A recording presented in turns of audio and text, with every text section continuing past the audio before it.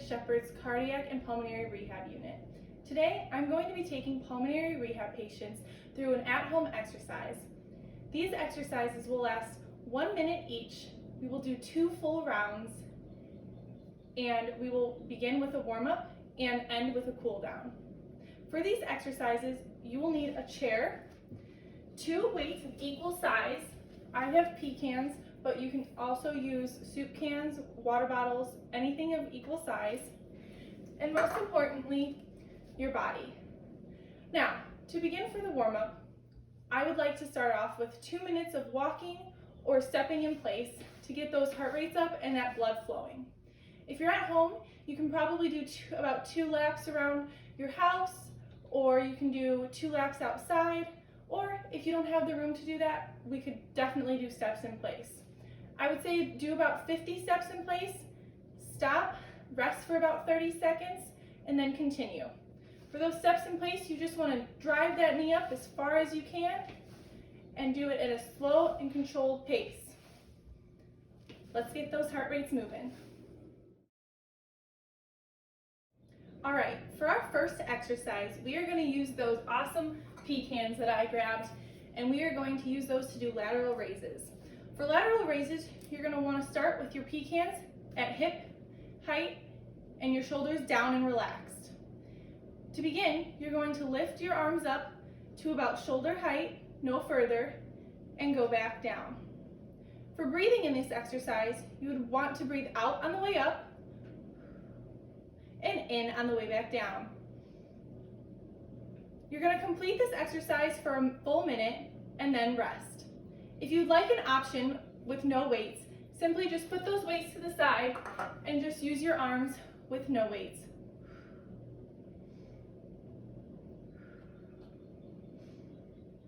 You got this, and good luck. An option for this exercise, aside from getting rid of those weights, is definitely to complete it in a chair. If we take out our handy dandy chair and we feel like sitting as if our balance can't handle it, or if we strictly just can't stand, you're going to start off by sitting in the chair, back nice and straight, feet flat on the floor. You're going to start with those hands next to your sides and slowly lift again. Your breathing will be the same, out on the way up and in on the way down. Hope this option is helpful. Our next exercise is going to be very similar to those lateral raises, except they'll be forward raises. You're going to still need those awesome pecans if you choose to use a weight. If no weight, you can definitely leave them off to the side. You're going to start again by having those pecans by your hips. You're going to have your shoulders nice and relaxed, and instead of lifting out to the sides, you're going to lift to the front. Make sure not to go above shoulder height once again, because you don't want to injure anything of those shoulders. So you're going to go breathing out on the way up and in on the way back down. Again, complete those for a minute, and once you're done, take a nice rest. An option for those forward raises is the same as lateral raises. You can most definitely do this exercise seated. You're going to start by having your hands down at your sides, and you're going to have your palms facing you. Make sure to stand straight or sit up straight and have your feet flat on the floor. You're going to lift up and back down, making sure not to bring those arms above shoulder height. Remember to breathe out on the way up and in on the way back down. You got it. Our next exercise is going to be bicep curls. For this exercise, you'll be using those pecans once again. You're going to start off by having your feet shoulder width apart and those hands down by those hips once again. Instead of facing them towards you, you're going to have your palms face away. You're going to lock those elbows into your sides as if you're squeezing something in between your hip and your elbow. You're going to slowly bring those weights up until your forearm touches your bicep, and then back down. Breathing is important on this one, as you want to breathe out on the way up and in on the way back down.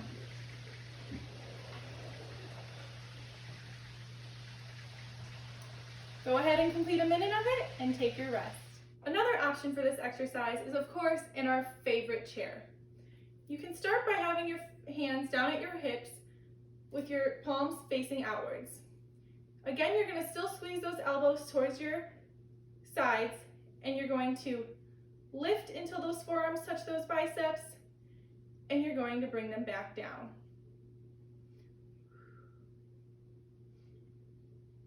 Breathing out on the way up and in on the way back down. For this next exercise, we are going to do lateral walks. Now, if you have a resistance band at home, feel free to use it for this exercise. But if not, totally fine. We'll just do it with our own 2 feet. So, to start, we're just going to go out to the side about 2 or 3 steps and then come back. For this, you really want to stay slow and controlled and never let your front foot lead out. By this, I don't want your front toe facing to the side. It always needs to stay facing forward as you move through this exercise. As far as breathing goes, make sure you just remember to breathe throughout and never hold your breath. You got this. For our next exercise, we're going to put this handy dandy chair to use. Now, we're going to start by facing the chair and using it as a support system. If you don't need any support and you have pretty good balance, feel free to get rid of the chair. I'm going to use it to stabilize myself. You're going to start with your feet shoulder width apart, hands on the chair, back nice and straight. We're going to start off by lifting into our toes until we reach that point where our calf muscles tighten, and we're going to lower. We're going to be doing these calf raises for a full minute, and we really want to focus on the importance of breathing in this exercise as well. You're going to breathe out on the way up and in on the way back down. Make sure to take your time on these, as they can definitely be hard towards the end of the minute. Go ahead. If we prefer to sit in a chair for those calf raises, more than perfectly fine. You're just going to want to sit up straight, have your knees bent in a 90-degree angle, and your feet flat on the floor. You're going to start by scooching a little out towards to the end of your chair. You don't want to be leaning back. And you're just going to lift those feet up as far as you can go on those toes and back down. Now, just because we're seated, we definitely want to still keep our breathing technique the same. So you're going to breathe out on the way up and in on the way back down. For this next exercise, we will be doing step-ups. I am using my stairs, but if you don't have stairs at home, you can use an elevated platform that will be able to support your body weight. To begin, you're going to step up and step down. Some things to keep in mind here is if you want to use your arms, you're going to use your opposite arm with opposite leg. So if you do right leg, you're going to want to use that left arm to drive up and back down. As we are doing this exercise for a minute, you definitely want to switch off your leading leg. So if you start by leading with your right leg, after 30 seconds, you're going to want to switch to leading with that left leg. As far as breathing goes for this, you want to breathe out on the way up and in on the way down. For our next exercise, we're going to use that chair again as a stabilizing force as we do balance. We're going to start off by balancing on the leg closest to the chair. You're going to slowly lift up that opposite leg and try to lift off as much as you can of the chair. You're going to try this for about a minute each. If you're really good at that balance and you hold that left leg for 30 seconds, definitely switch to that opposite side so you can do the full minute. Remember to breathe, don't hold your breath, and get to balancing. Our final exercise is going to be seated in that chair. You're going to be sitting with your legs 90 degrees with the floor, feet flat about shoulder width apart, and your back nice and straight. You're going to start off by lifting one of your legs to as straight as you can go, holding it there for about a second or two, and releasing it back down. Same with the opposite leg. You're going to alternate legs for that full minute, doing a nice and controlled motion. You don't want to go too fast, because this is both stretching and strengthening your thigh muscles. For breathing, you're going to want to breathe out on the way up and in on the way back down. You got this, guys. As important as those exercises were, cool down is just as important. We want to make sure to bring those heart rates back down and allow our breathing to come back to normal. In order to do that, I would prefer to sit in a chair and also to do some static stretches. I'm going to walk you through a few static stretches that you can do while you let those heart rates come back down. To begin, we can do the cross-body arm stretch. You're going to want to pull it all the way to the opposite side, have that other arm there for support, and hold it for about 20 seconds. After you do this, you're going to obviously want to even things out and do it on the other side. After that one, we can do a seated static calf stretch.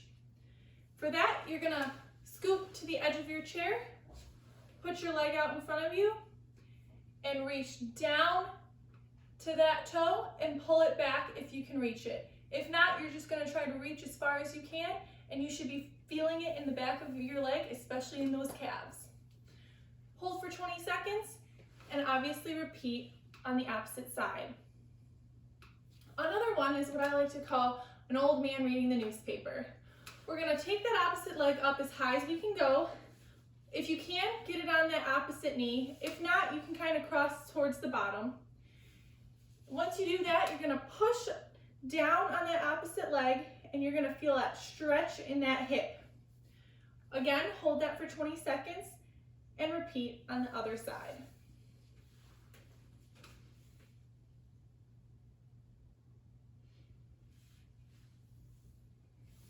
Once you're done with those exercises and stretches, you are done for the day.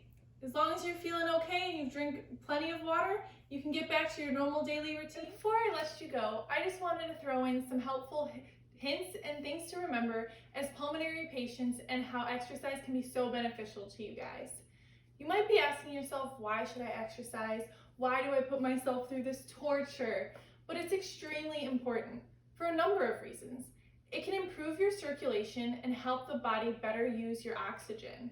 It can also improve your COPD symptoms, especially if you're already a COPD patient, it can bring those down. It can build energy levels so that you can do more activities without becoming fatigued. It can also lower your blood pressure. It can improve your sleep schedule. It can make you feel more relaxed and motivated. And it can boost your self-image and self-esteem, making you look fit and feel healthy. It can also strengthen your bones. It can help reduce body fat and help you reach a healthy weight.